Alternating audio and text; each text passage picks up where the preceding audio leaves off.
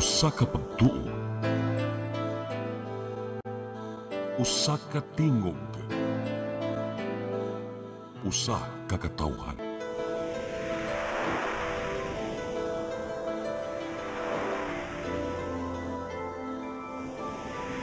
Cebu Catholic Television Network.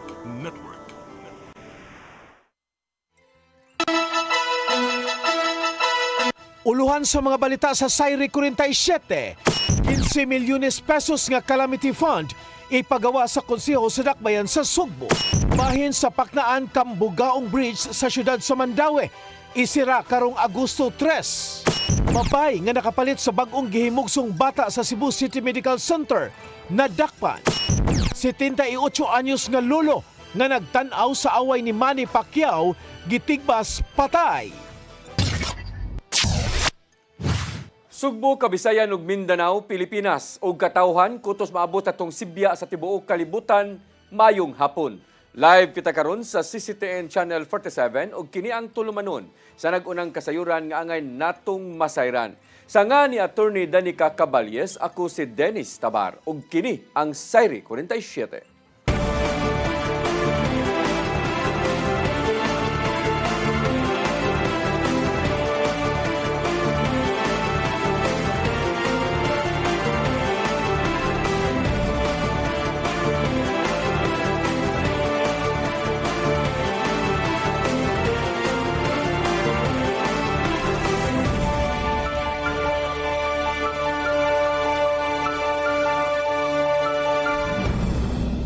Ug karon sa kompletong detalye sa atong mga balita, Konseho sa siyudad sa Sugbo oyon nga mopagawas og 15 milyones ka pesos gikan sa Calamity Fund human nga gipaubos ang siyudad sa state of calamity. Samtang kinahanglanon alang ni Mayor Nestor Archibal ang disiplina sa matag usa pinaagi sa insaktong paglabay sa basura. Ang kasayuran ihatod ni Gian Navarro. Giuyunan sa Konseho sa siyudad sa Sugbo ang pagpaubos sa state of calamity tibuok dakbayan human sa grabing pagbaha sa milabayng semana. Kini man nga gipalabang na sa konseho ang sugyot gikan sa City Disaster Risk Reduction and Management Council aron mapangandaman ang pagpanalipod kuno galing mosubliman ang grabing lunop. Tungod dinhi, gitugutan sa konseho ang pagpagawas sa 15 million pesos ka pundo aron kubkubon ang mga sapa kun dredging o kuhawon ang mga nagbabag sa kanal kun declogging. Gikan kini sa 60 million pesos nga quick response fund sa syudad nga gigahin alang sa third quarter ning tuiga.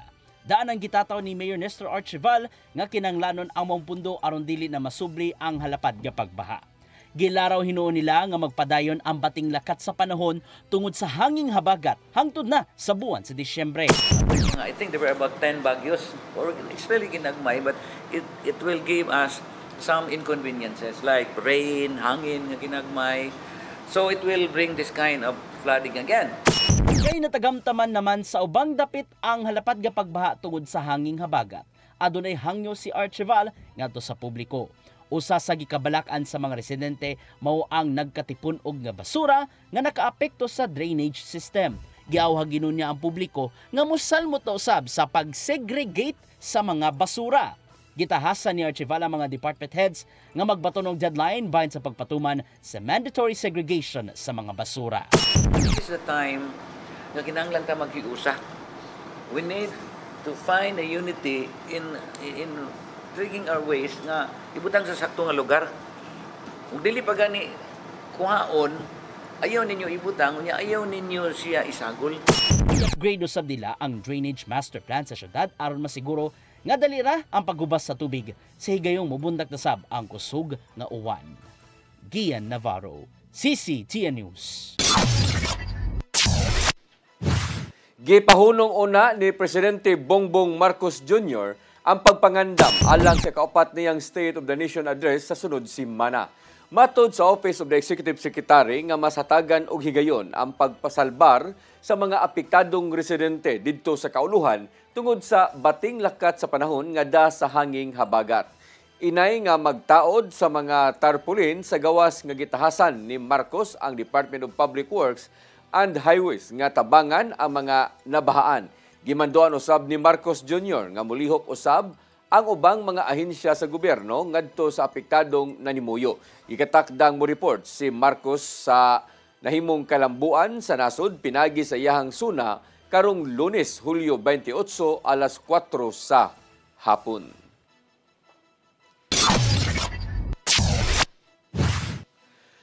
Bahin sa paknaan sa Kambugaong Bridge sa siyudad sa Mandawi, siyudad Sirad-an, sugod karong Agosto 3.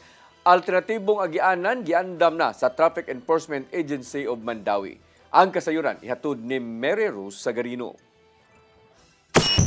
Gipahibaw sa Traffic Enforcement Agency of Mandawi kun team nga sirad-an ang southbound lane bahin sa Paknaan Kambugaong Bridge, iskina sa AC Sanchez Street. Ipatuman ang pagsira karong Agosto 3 pagsugod sa konstruksyon. Gitambagan ang mga motorista nga moagi sa alternatibong mga ruta aron kalikayan ang pagkalangay o grabing kahuot sa trapiko sa lugar. Ang gagmay nga mga sakyanan gikan sa Kansaga Bridge padung sa Cebu City o sa habagatang bahin sa Dakbayan ang mahimong muliko sa tuo sa S. Jaime Street ug mogawas sa MC Briones Street. Ang mga sakyanan gikan sa Marcelo Fernan Bridge nga paingon sa Amihanan mahimong moagi sa Umapad Dam Site Road ug mogawas duol sa Kansaga Bridge. Samtang ang mga dagkong sakyanan nga padung og gikan sa Kansaga mahimong magpadayon sa paggamit sa northbound lane sa Paknaan Kambugaong Bridge, iskina sa Umapad Dam Site Road, tungod kay ang lane magpabilin nga abli alang sa two-way access. Bridge ba nga mahabilin katong northbound lane ba nga mahabilin is kuha na lang himon man na natong two-way traffic. So ato lang i-accommodate kit pag-ayo ang truck kay lisod man sa kayo ang truck atong i-divert dito nga gagmay mga ito nga mga dalan. Ang construction ipahigayon sa Department of Public Works and Highways pagpasaka sa pika sa bahin sa bridge aron kalikayan ang baha kung musaka ang tubig sa sapa. Gibanabanang mahuman kini kapin sa usa ka buwan.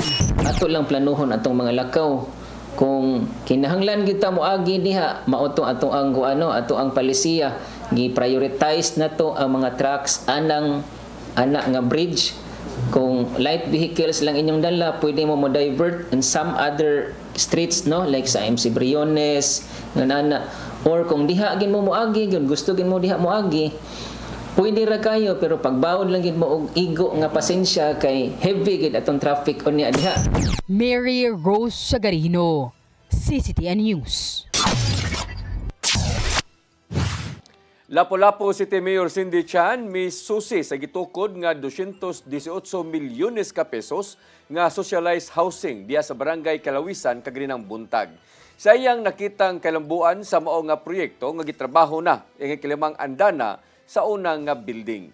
Ang kasayuran ihatod ni Crystal Joy Filerca. Gi-inspeksyon kaganihang buntag ni Mayor Cindy King Chan uban ni City Engineer Perla Amar ug City Attorney James Alan Saison ang gitukod nga socialized housing sa Barangay Kalawisan, Dakbayan sa Lapu-Lapu. Ang 218 million pesos nga socialized housing gilangkuban og duha ka 5-story building ug aduna kini 200 ka mga units. Matag unit adunay gidak-on nga 24 square meters. Gisugdan ang pagpatukod sa mga proyekto niadtong Marso 3 ning tuiga lang ug gitinguha nga mahuman sulod sa unom ka buwan ang unang building. Sa pag-inspeksyon sa mayor, ang ikalimang andana na sa unang building ang gitrabaho, samtang gihinahinayan na usab pagtrabaho ang ikaduha nga building. Matod ni Mayor Chan nga karong Disyembre gitinguhang ma-turnover na ang 100 units sa unang building ngadto sa unang mga benepisyaryo niini nga ipaagi sa rent-to-own nga sistema. Ang prioridad sa mga proyekto mao kadto mga informal settlers, nagpuyo sa mga coastal areas ug kadtong maapektuhan sa mga proyekto nga ipatuman sa Dakbayan. Sigon usab sa mayor nga ang local housing board mo'y magpili sa unang makapahimo sa socialized housing apan sa pagkakaron wa pa sila'y napiling mga benepisyaryo. But I already instructed na magsugod na gyud kay aron ing December humana identified na we already applied for pag-ibig na loan so para smooth sailing na by December. Gipahibaw usab ni Mayor Chan nga ang pondo nga gigamit sa pagpatukod sa mga socialized housing wala gilon ug nagikan kini sa panudlanan sa Dakbayan. Crystal Joy Filerca, CCTN News.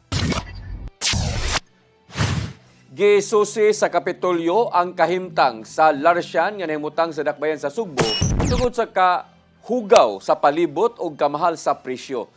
Si Chief of Staff Paulo Oy og Information Officer nga si Ruben Licera mo'y nagsusi sa maong kan-anan dool sa Puente Osmeña Circle pagsanong usab sa mando ni Gobernador Pamela Baricuatro. Mo'y ilang naabtan ang nagtipunog nga basura ug nagkuwang luna alang sa mga manindahay. Oga nagkamahal usab ang presyo sa mga gipamaligyang pagkaon. Human sa pagsusi, mao ilang sugyot sa Provincial Planning and Development Office nga i-rehabilitate ang Larshan aron mabalik na ang naandan niyang kahimtang ug dagsaon usab kini pagbalik sa mga mangaon.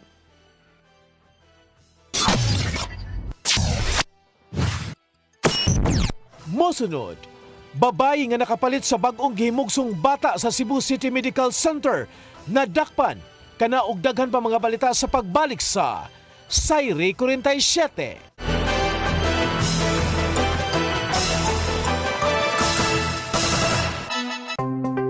Discover the beauty of the Philippines.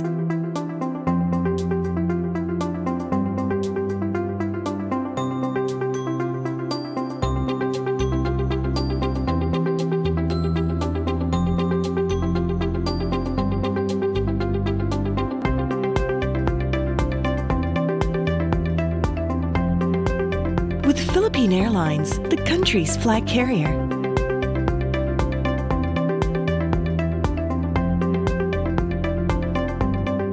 The airline that lets you feel the warmth of the nation.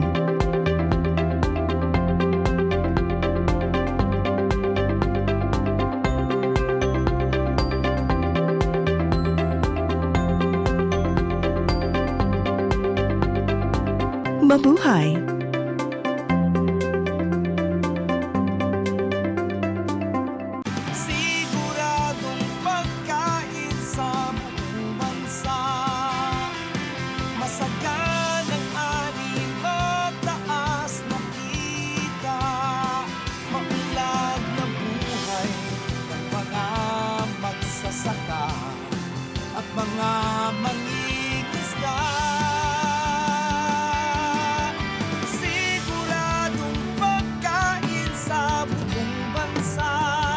PRO7 Action Files. Mga panghitabong naglampikit sa katawan, ihatagan ng aksyon o kasulbaran sa kapulisan. PRO7 Action Files. Base sa talaan sa Police Regional Office 7, nakakapong panayong isuway at taganong katinawan, pinaagid ng maong tulumanon. PRO7 Action Files. Abang kaninyo sa Police Regional Office 7 o NTV CCTN.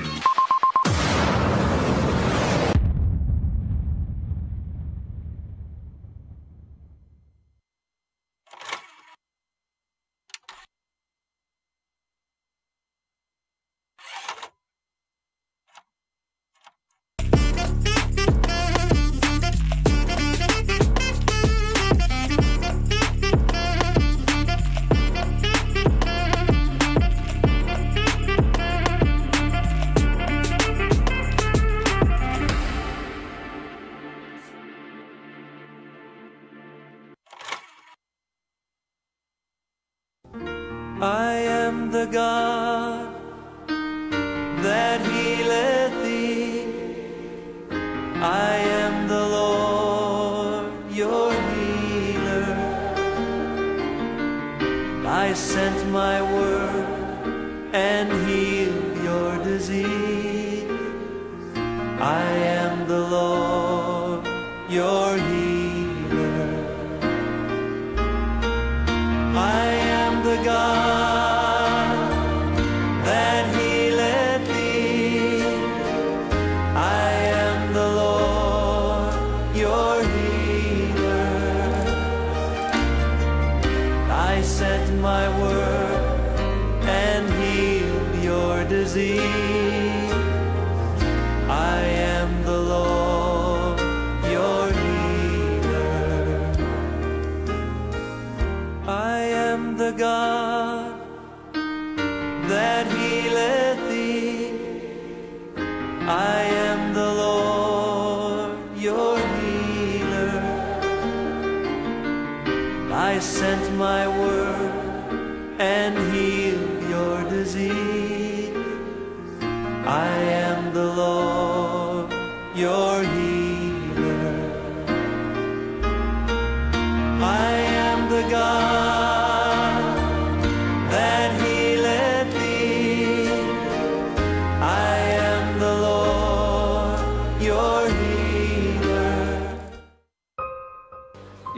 og na Ginoo. Pero magulo ng bata da. Nangita lagi ni gatas. Kasabot ka akong ipakuha.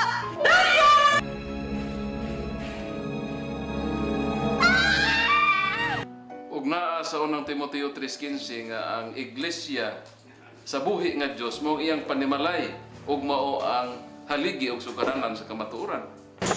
Mayo! Asay tayo.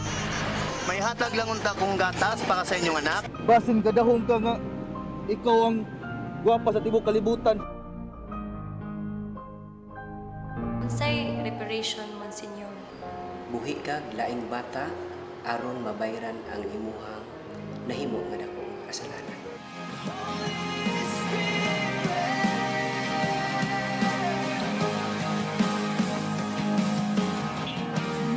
Daghan ka nato ang nagduda kung doon na bagay Ginoo o wala. Apan ang Biblia nag-ingon nga atong dawaton pinagi sa pagtuo ang kamatuoran nga doon ay Ginoo. Sa Hebreo 11:6 nag-ingon walay makapahimot sa Dios kung walay pagtuo. I came for you. I came for you. Holy Spirit. Ang kinabuhi puno sa hagit. Sugpil na ka, Dri, ha? Ay, paginarte! Tagdita ka! Puno sa pangutana. Bata pa gani ka kayo? Nagpuyab-uyab na ka? Kinsa man ang mga sakitin nato din ay karoon ha, kinsa! Kung si buti mo'y pasabot, Daddy. Puno sa luha. Pagpili pa, ako nga imong anak o kanay imong mga babae. Kasuko. Yung nananado pa. Ano itong ka ni Papa? Apan bisan mangit-ngit pa ang imong kalibutan, aduna pa'y nagpahiping kahayag. Aduna ka pa'y kasumbungan. Mga laman, hanap na. Dear Tatay, Tunog na unlod na. Nganong handungon na. Way laing pagi aron masabtan nato ang Biblia. Kinanglan nga doon na tayo relasyon kang Isus. Hangtod sa layan natong panaguban, daghang salamat. Shalom. Tunog na unlod na.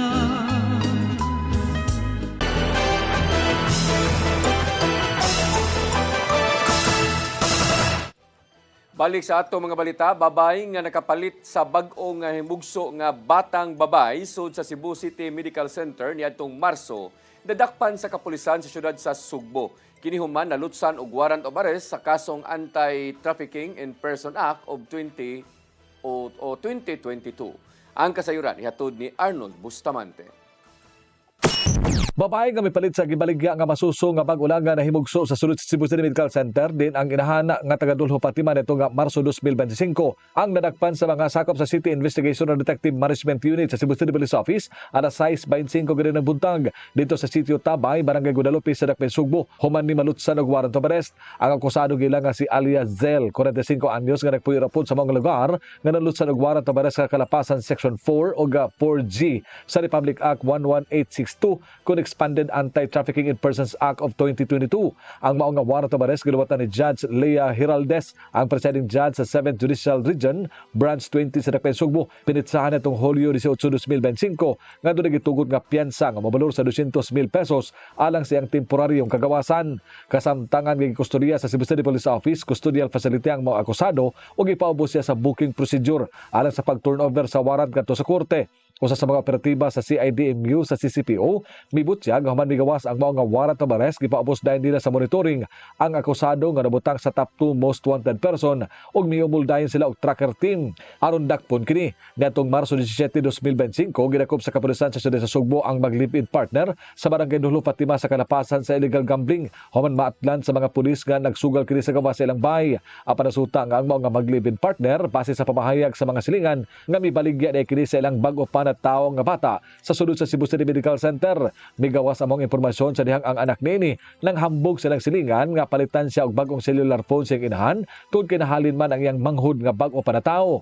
Dili lang makausab ni baligya ang mao nga mag-live-in partner sa anglit na nahitabo na usab kini sa nanglabay nga mga tuig. Usa sa mga silingan mibutyag nga natingala sila tungod kay gidali pagdala ang maong inahan sa tambalanan aron manganak apan na pag-uli walay dala nga bata. Tungod niini, milusad og rescue operation ang Department of Social Welfare and Services ug Cebu City Police Office ug nakuha nila ang mga anak niini nga mga minor de edad pa ug kasamtangan nga gikustorya. Sa pagpadawom sa investigasyon na subay nila, kinsa ang nagpalit sa masuso sa balor nga tag 100,000 pesos apan ang nadawat lang sa mag-live-in partner mao ang 30,000 pesos samtang ang middleman nangayog 57,000 pesos. Nasubay nila kinsa ang maong babae nga nagmiddle sa mopalit sa masuso ug mitug-an ni kinsa usama nagpalit sa bata nga mao hinungdan nga dali nila ning giadto sa mga pulis uban sa DSWS aron nabawion ang masuso ug balang puso nila kini nga nakuha. Gipasakaan kini kasong anti-trafficking in person adto nga Mayo 23, 2025 sa Cebu City Prosecutor's Office ug gisaka kini sa korte human masuta nga dunay lig-on nga ebidensya ang kapulisan batok sa akusado. Giangkon sa akusado nga iyang napalit ang bata niadtong Marso 6, 2025 sa alas 6:45 sa gabi apan wala kini legal nga papeles alang sa pag-adapt niini. Arnold Bustamante, CCTV News. Pipila ka mga opisyal sa Sugbo adunay panahom sa balaodnon aron paubsan ang edad sa criminal liability ngadto sa 10 anyos. Subay kini sa nahimong debate sukad nga giduso ni Senador Robin Padilla ang maong balaodnon. Ang kasayuran ihatod ni Gian Navarro. May padangat sa ilang reaksyon ang pipila ka mga elected officials bahin sa pagpaubos sa criminal liability age nga giduso karon sa Senado. Nahimong sumsuman sa tanan ang gidusong balaodnon ni Senador Robin Padilla nga naninguhang manubag ang mga batang anaas sa 10 anyos pataas kung nakahimo man og linuog nga krimen. Alang ni Cebu City Mayor Nestor Archival, mas mayong hatagan ng pagtagad ang katungod sa matag bata. Wala pa nun siya direktang tubag sa denggi pangutana kung pabor ba siya sa balaodnon o dili. Maybe, I cannot say that.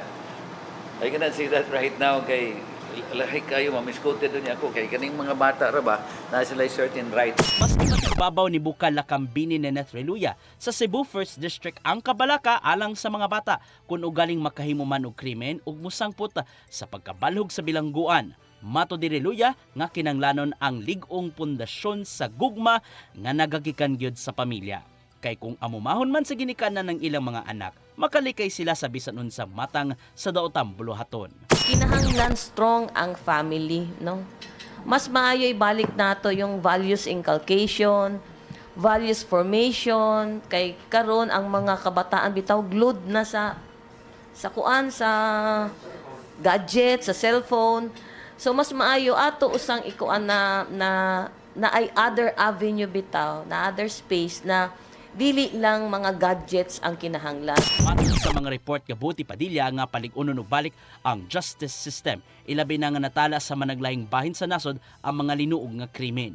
Hinungdan nga giduso niya among balaodnon aron ibalhog sa prisohan. Kung makahimo og heinous crimes, inay nga ibutang sa rehabilitation facility.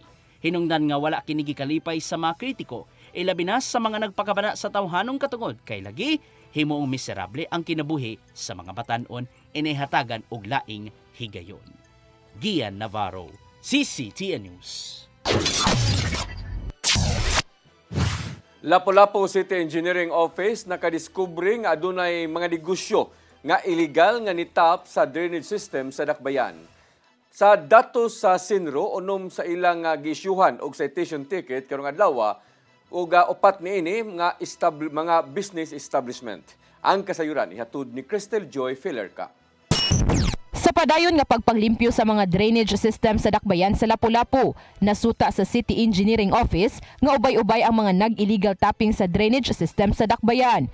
Mato ni City Engineer Perla Amar nga sagad sa nasusi nilang nag-illegal tapping mga business establishments. Sama na lang sa laundry shops, mga karinderya, fried chicken stalls, apartment ug aduna usab mga residential. Nibutyag hinuon si Engineer Amar nga giisyuhan na og citation ticket sa City Environment and Natural Resources Office ang kadto mga nasakpan nga nag-illegal tapping. Base sa datos sa Senro, uno mang ilang naisyuhan og citation ticket karong adlaw sa Barangay Basak. 3 ka mga karinderya, 2 ka residential ug 1 ka laundry shop. Samtang niadtong adlong Sabado, tulo usab ang ilang naisyuhan og citation ticket. Apan nibutyag si Engineer Amar nga tungod sa ilang gibuhat nga pag-illegal tapping, bisan og naisyuhan na sila og citation ticket. Ang iyang buhatan adunay laka nga buhaton. Kami po sa opisina mo submit po mig report adto ning mayor for appropriate action. Most probably ang ilang business permit mapiktuhan kay why is it nga they illegally tap to our drainage system without us knowing, without our approval. Gitataw sa city engineer nga sa pagkakaron wa sila gitugutan nga makatap sa ilang drainage system tungod kay padayon pa ang ilang pagtrabaho sa drainage line sa Dakbayan. Gawa sa mga nag-illegal tapping, aduna pa siya laing naobserbaran ato sa iyang pag-inspeksyon. Then one pod nga mga observations mo dito kay there are several water line connections within our drainage line which also causes nga nakahamper sa atong flow sa atong tubig. Apil pa ang daghan nga basura. Samtang ato sa pag-inspeksyon ni Congressman Junior Dahong Chan sa mga drainage system sa Barangay Basaka ganihang buntag, nakita usab niya mismo ang pag-aga sa tubig gikan sa mga nag-illegal tapping. Crystal Joy Felerca, CCTN News. Traffic Enforcement Agency of Mandawi ni hire og bag-ong traffic enforcers. Gipahinumduman ang amulanat lang og 3 ngadto sa 5 minutos ang pag-issue og citation ticket aron kalikayan ang pagpangwarta. Ang kasayuran ihatod ni Mary Rose Sagarino. Ilit na itong ang ato ang mga emotions, ang ato ang kasuko para hapsay ang ato ang ayaw dada ang inyong emotion diha sa dalan sa ato ang trabaho. Ang ato ang safety sad ang ato ang mga motorist. Mao kini ang gipahinumdom sa trainer ngadto sa mga bag-ong na-hire nga traffic enforcer sa syudad sa Mandawi. Ang kapin sa isinta nga bag-ong sakop sa Traffic Enforcement Agency of Mandawi kun team ang gipaubos og seminar kaganinang buntag. Kabahin sa ilang seminar ang mga lagda sa trapiko ug sa kasamtangang ordinansa sa Dakbayan. Gipakita og gipahibaw usab sila sa mga sagad nga mga senaryo sa dan ug gibansay kun unsaon kini pagdumala sa tukmang paagi. Matagaan gid nimo og feel gid ba unsa gid ang trabaho sa traffic enforcer, no? So appeal na sa field nga kuan nga mga workshop na sa tay pre-test ug post-test unsa jud ilang nakatunan sa lecture nga gihimo kay daghan sa ato ang mga traffic educators ba. Kay wa man tay laing tumong og tuyo diri nga kinahanglan unsay padagan nato sa Mandawi nga traffic management kinahanglan inigawas nila as new traffic personnel mao sa gina ilahang ma-implement.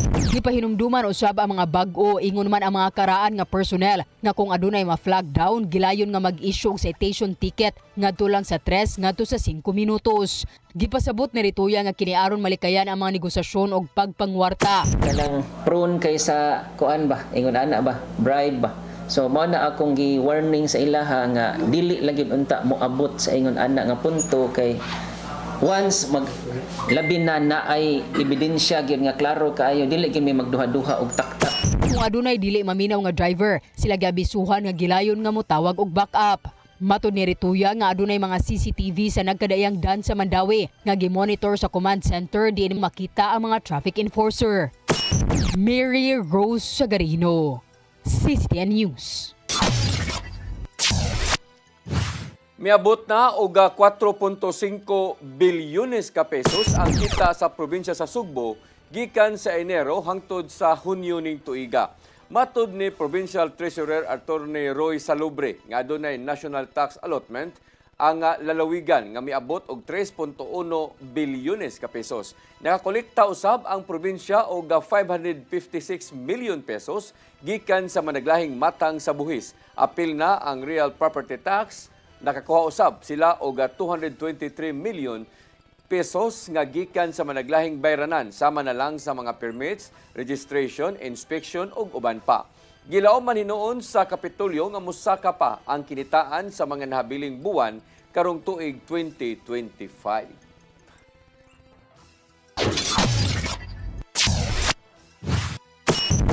Mosunod, 78 anyos nga lolo nga nagtan-aw sa away ni Manny Pacquiao gitigbas patay. Kana og daghan pa mga balita sa pagbalik sa Sayre 47.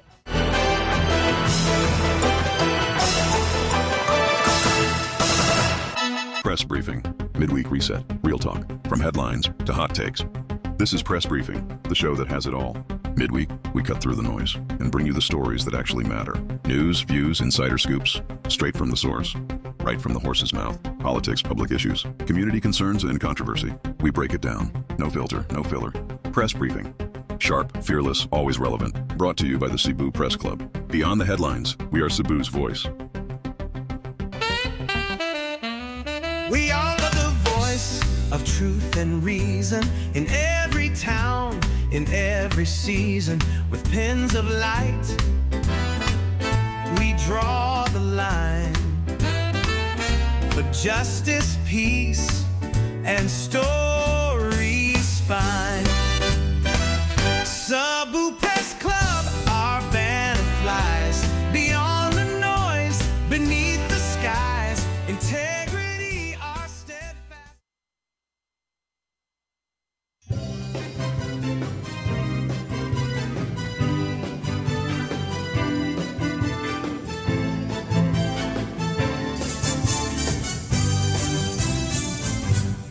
This is all love. This is our community. See and rejoice. We are all a family. Praising the Lord. Jesus Christ, praise the Lord. And we are one. Loving when it comes to me. Our heart is wanting and sharing. Happiness and understanding. Unity and peace in the name of the Lord. Pray for you, all my brothers. Pray for you, all my sisters. We are all as one in the name of the Lord. This is our love.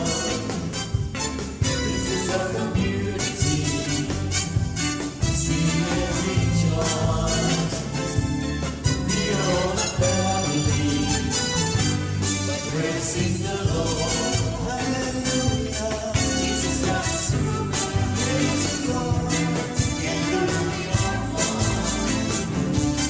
And when it comes to thee, all of God is loving and sharing.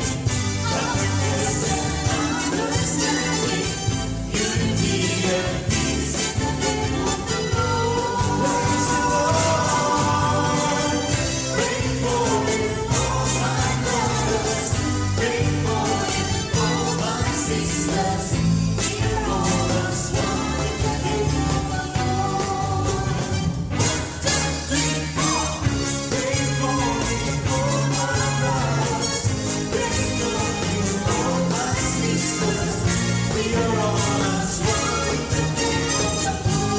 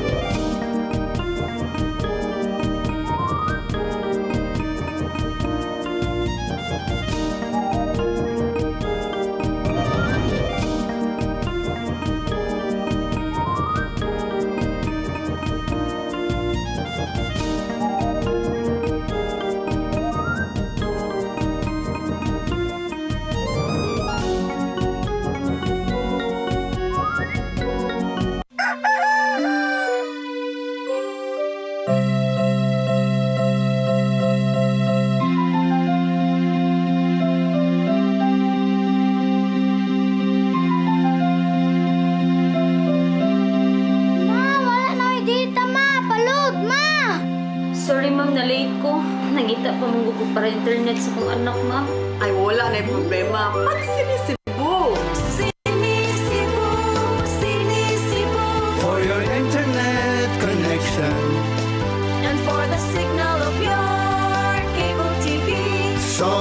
fast and straight, that transmission to your home. Cine Cebu. Cine Cebu, Cine Cebu. Offers you to have fiber optics For your viewing experience, perfect and clear so fast. so great and affordable for you to enjoy. Cine Cebu. Cine Cebu Television Network Incorporated offers fiber to the home broadband internet bundled with fiber to the home cable TV connection. Cine Cebu Television Network Incorporated with its operation in Metro Cebu and the whole province of Cebu soon. And affordable for you to enjoy. Cine Cebu.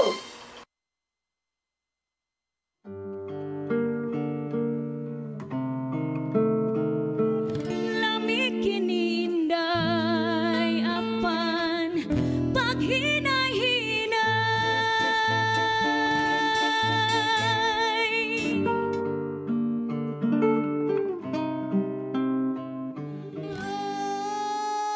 Asa ko sa kulay ka pangita karon kay ikaw day pinangga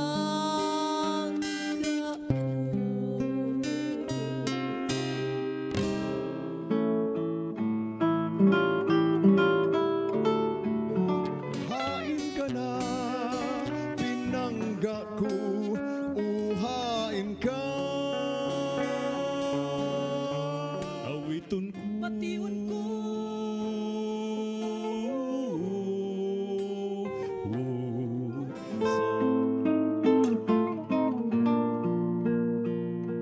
Ihay Pinay namin yo og hapon, hapon nga tigulang og hubakon. Sugod siya kay iya lang hokhokon, og iya lang oto-otoon. Ay pas sayawin day surain day surain day surain day.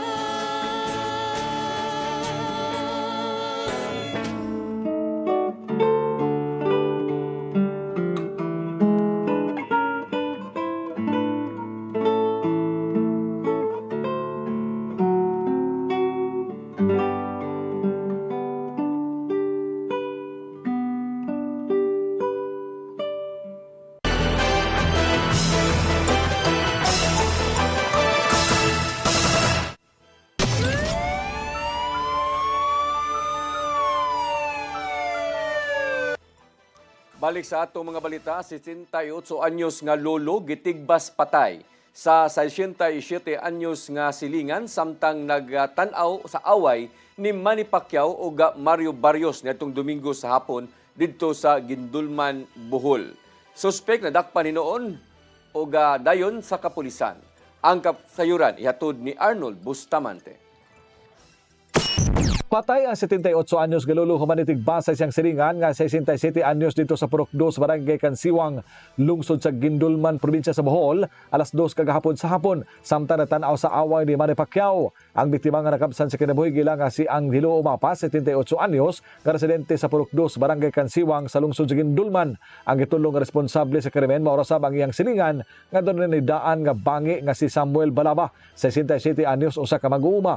Sa investigasyon sa Gindulman Municipal Police Station nga samtang nag-inom ang biktima ug ang suspitsado atol sa away ni Manny Pacquiao, naglalis ang duha. Wala matino kung ang ilang giawayan mao ba ang duwa ni Manny Pacquiao ug ni Mario Barrios. Sanglit nadto nga mga tungura, ang mga tao nakatutok kini sa telebisyon. Gingong nagdala-daan og sanggot ang suspitsado sanglit usaman kini ka mag-uuma ug samtang naana sa ikaduhang hugna ang away ni Pacquiao ug Barrios, natingalan na lang ang mga kauban nini nga nananaw sa TV nga nagdumog na ang duha sa luyo. Kalit lang mikuha og sanggot ang suspitsado ug gitigbas ngadto sa nakilaing bahin sa lawas sa biktima. Dali nga nanawag og pulis ang mga residente sa dapit og sa ilang nga pag-abot. Nagbuyon na ang biktima nga naligo na sa iyang kaugalingong dugo. Girekomendar ni Dr. Louis Bersamal, ang medical officer sa mga lungsod nga dalhon sa Rural Health Unit sa Gindulman apan gideklara siya nga dead on arrival. Milos sa dughat portion operation ng kapulisan sa lungsod sa Gindulman ug malampuson nino nila nga nadakpan ang suspitsado siyang balay. Gihikay na ang kasong homicide batok sa suspitsado ug giangkon usab nini ang nahimong krimen. Arnold Bustamante, CCTV News.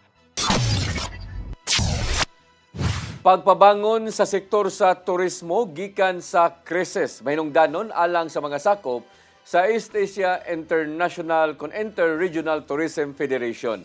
Kini mao ang mensahe nga gipalanog atol sa ilang meeting nga gipahigayon dinhi sa Subo.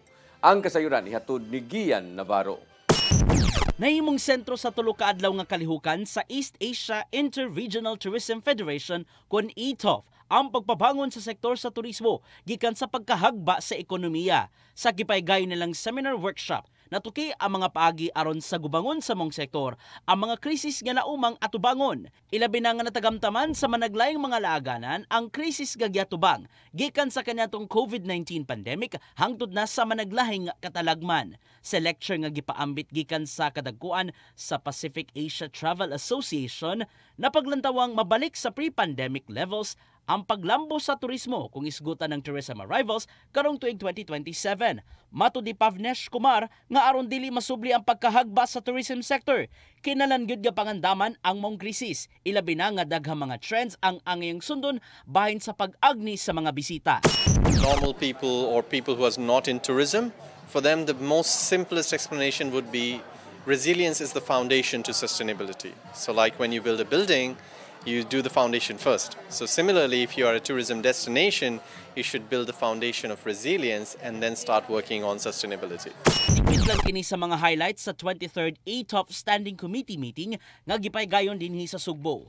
Tuyong gisaw-an sa napo ka mga member provinces ang mga kaalam bahin sa resiliency kung pagbangon gikan sa krisis, ingon man ang pagpaambit sa mga maayong gawi sa isig ka probinsya nga mo'y sundon kadugayan. Ato sa welcome dinner nila niatong Lunes sa gabi, gilaraw ni ETOF Secretary General Kwon Jong Kim gikan sa Gangwon, South Korea ang maayong relasyon sa mga sakop. Kini aron magmalambuon pa ang ilahang federasyon.